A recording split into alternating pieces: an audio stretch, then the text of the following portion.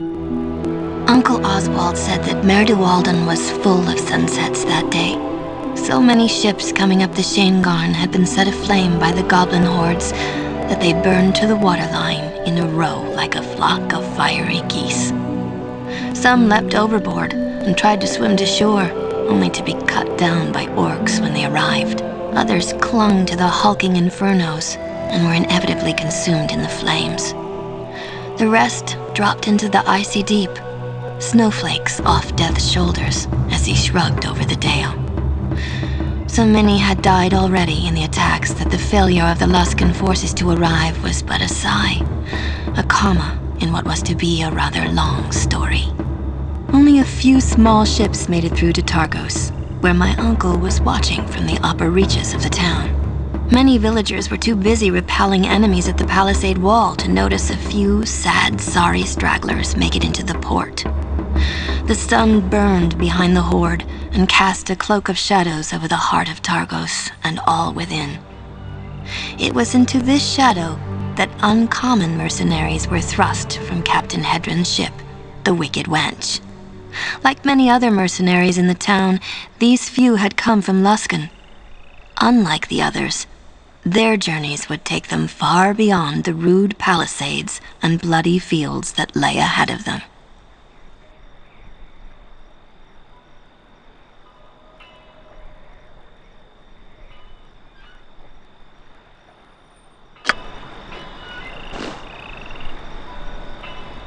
Well, here you are, straight from Bremen to the scenic shore of Targus herself.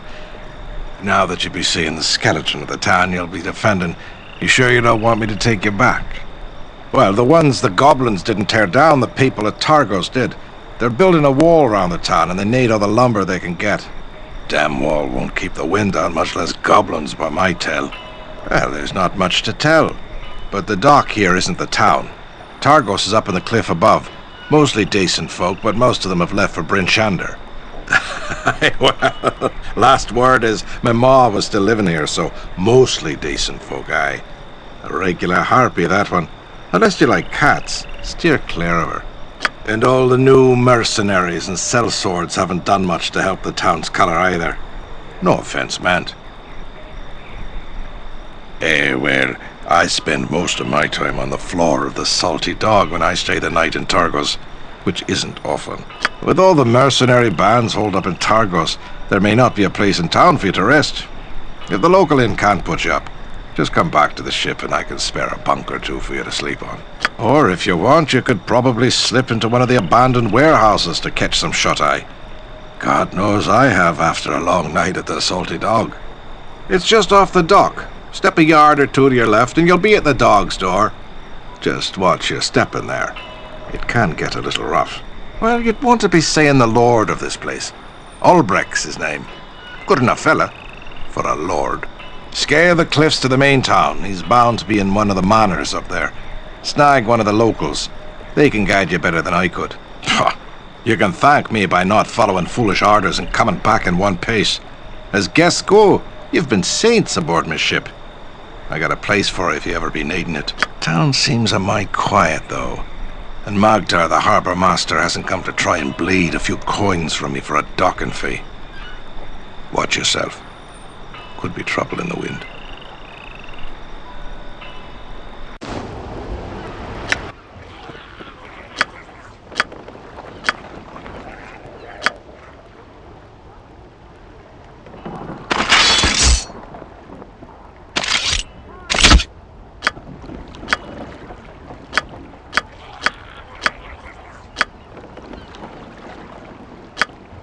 Something amiss?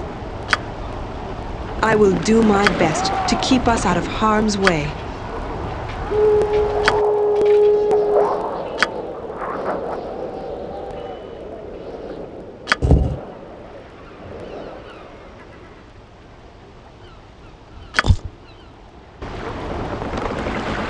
I hear you. Immediately.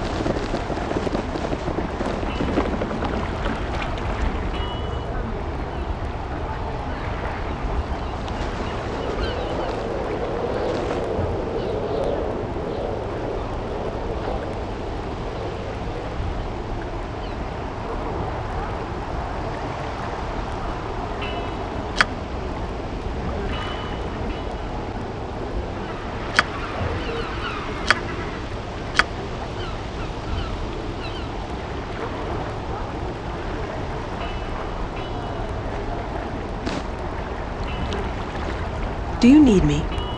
I'll take care of it.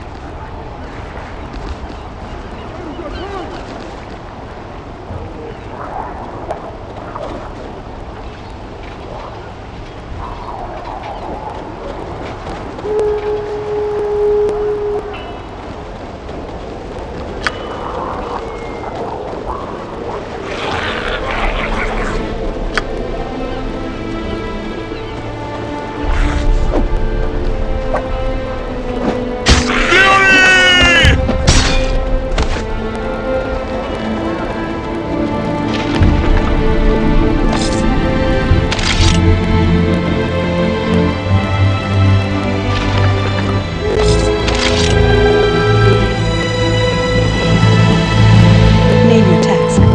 With all haste.